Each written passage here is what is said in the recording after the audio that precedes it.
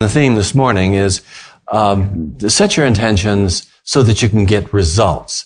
And this is a theme that I really like. It's something that I've talked about in various other contexts before. I've written a little bit about it. And when I got ready to do this sermon this morning, I guess they're sermons, aren't they? Or talks or addresses or lectures. I thought it was going to be easy. Well, it wasn't real hard, but it was a little bit challenging because I began to run into some ideas that came together in a way that's very useful. I looked at what Wayne Dyer had to say in this book that he came out with, what was it, 6 years ago. I got mine in 2004, just after it was published. And he talks about the power of intention. And I did a lot of reading in that. There's some pretty good stuff. And I don't necessarily agree with him. But I don't necessarily agree with anybody. Not even myself from time to time. But when I say I don't agree with Wayne Dyer, he talks about basic principles and they're wonderful. It's just he uses terminology in a way that I wouldn't use it, just like Ernest Holmes for some of you. And so I looked at what Ernest Holmes had to say about intention. Wayne Dyer defines it. Wrongly, but he defines it. Well, I don't really mean that. And Ernest Holmes doesn't define it, he just uses it. And we're going to look at some of his usages of the term intention or to intend. And then I did the unthinkable. I went to the dictionary to find out what it says there. And this is what my dictionary says. It said, and by the way, my dictionary is the American College Dictionary. It is my old one that I got when I started college, wore out, and I finally went and got on some used book venue. I was able to buy one like my old one, and it's 50 years old. And the reason for it is not because it's such a good dictionary. It's just that the print is big enough that I can read it, you know? You get older and the small print gets less comfortable to read. But at any rate, this is what my dictionary says, and I'm sure not going to cut any time off of this by rambling like that. To intend, the verb to intend is to have in mind something that is to be done or brought about, to design for a particular purpose. I like that. I mean, it says what intention is. It's not to do anything. Wayne Dyer wrote a whole book on the power of intention, but intention is kind of like potential.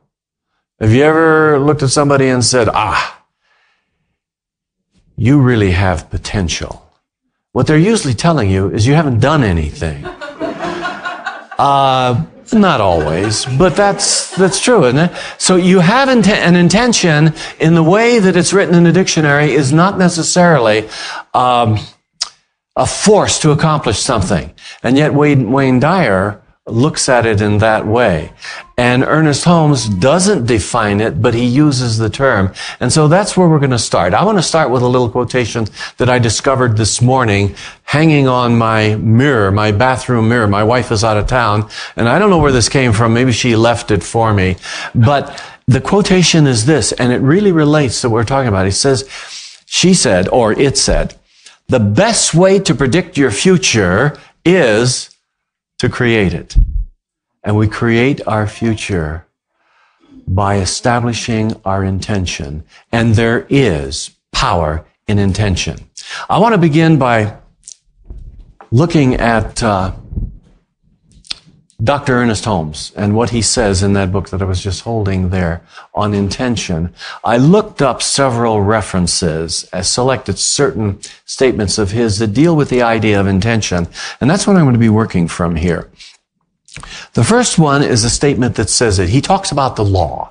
He talks about the principle of cause and effect, really, although it doesn't come out in this particularly, but he says, the law follows the word. You know, there is a creative principle within which we live, move, and have our being. And the word that we speak, the law is going to follow that, and the word is going to follow the desire, and the word gives form to the universal substance that permeates all of time and space and beyond, and produces the manifestation. Well, we know this. We may not experience it a lot, and we may not know it at a real gut level, but we do know it from our studies that there is a law of cause and effect. For every effect, there must have been a cause behind it, and for every cause, there's going to be an effect. And the thing that connects them is this medium, the creative medium, which is this principle, and we call it the law. Then he goes on, he said, you wonder, what does this have to do with intention? Well, you'll see, it does tie together. Then he goes on and he says something that is really interesting, and I love this. He said, there is no effort in the process whatsoever. Wow! But we so often think that if we're going to accomplish something, we got to work our tails off. Really get after it, push, coerce, force, convince. But he's saying when you're working with this principle, there is really no effort involved in it. What we concentrate is our attention. And the attention is that we take notice of. It's kind of a hard thing to define, attention. What is attention? Well, attention is that you pay attention to, but it's what you notice. It's what you see. It says that is what we concentrate, and that concentration is through your intention. So you give your intention to what it is you want to see occur in your life, or you give your attention to your intention, and after a while your tongue gets all tied up in these words and you wonder what you're really talking about. But there's some really important ideas. Really, believe me, there's some important ideas here. And one of them is that we concentrate our attention on what it is that we want to see take form. It's not that funny. We want to see take form, which is our intention. And then he brings in another term. This is where he mentions intention finally. He says, this is all done through intention and the willingness. Another key word. The willingness to hold your thought centered until the form appears. So you see, there's some important things here. We're giving a whole process. You focus your attention on whatever is your intention, and at the same time, you've got to be willing to hold yourself steady on whatever that focus of attention is, on what your intention is. I know a lot of words and sound the same and all, but you get the idea. And you say, well, so what? This is not new. I know it isn't. But sometimes I think we need to be reminded. You remember Frederick Bales, the great metaphysician from, I can see that some of you don't even know who I'm talking to about. But Frederick Bales was a great religious scientist, and he was a guy way back. He wrote a book called The Basic Principles of the Science of Mind. Back in the 50s, and that same book is still being distributed on newsstands, and we even have it in our bookstore. So this is a plug for the book, if any of you want to look at it after the service. Anyway, Basic Principles of Science of Mind, and he had contracted or had diabetes. And this was before insulin, and he was told that he was going to die because there was nothing they could do about it. And he began reading some of these kinds of writings, and he was so impressed that he underwent a healing. Now, some people look at it and say, well, that was just a coincidence or whatever, but there are just too many coincidences like that.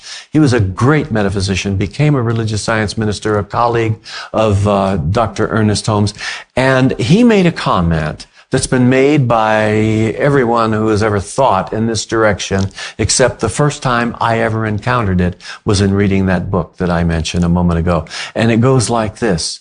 The power of the universe, the manifesting power of the universe flows directly to the focus of your attention. Think of the implication of that.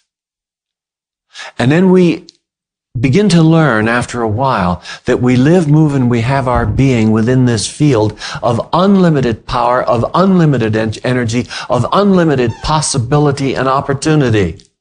It's all around us. There is no limit to us. And how do we use that in our life? By focusing our attention. Because the manifesting power of the universe flows to the focus of our attention. And our intention determines what it is that we are going to experience in our life. Well, he goes on in another place, and this is a little bit more of some of the same sort of thing, but I like the way he says it.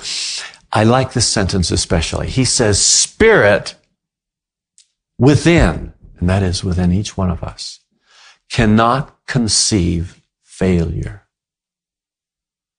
Isn't that interesting? Well, I have experienced a lot of failures despite the spirit within me. No, the Spirit has not failed. The Spirit has just responded through this principle, this law, this creative intention to give you exactly what you have accepted in your experience. And that's one of the other keys. He says, Spirit cannot conceive failure. What we put into a prayer will come out of it. There is intention in a prayer, but there must be a definite acceptance. There's another key, folks. Focus of attention on your intention, if you will. The willingness to hold yourself steady in that focus. And then the ability to accept it or letting go of whatever it is that may be inhibiting your acceptance of it. I love that. Another quotation that ties this together, and it's this one. We are surrounded by a limitless medium. I've already talked about that. In which the potential of all of our, I love this. The potential of all of our ideas, all of our desires exist in an unformed state. Now, think about this. When I first encountered this idea, I thought it was just too fantastic to be true. It was stupid. I was trained as a scientist, engineer type, did research and development work in that arena, and to tell me that everything exists right now, I want to say, where? And I was told that's the wrong question because you can't ask where. Because reality, the level of reality we're talking about is totally devoid of time and space. So there ain't no where and there ain't no when. All there is. There just is. Eric Butterworth, great Unity minister who's gone now, back in New York City, had whatever he called his outfit. He makes a comment in some lectures that I listened to of his. He says, there is no time and there is no space at the level of reality.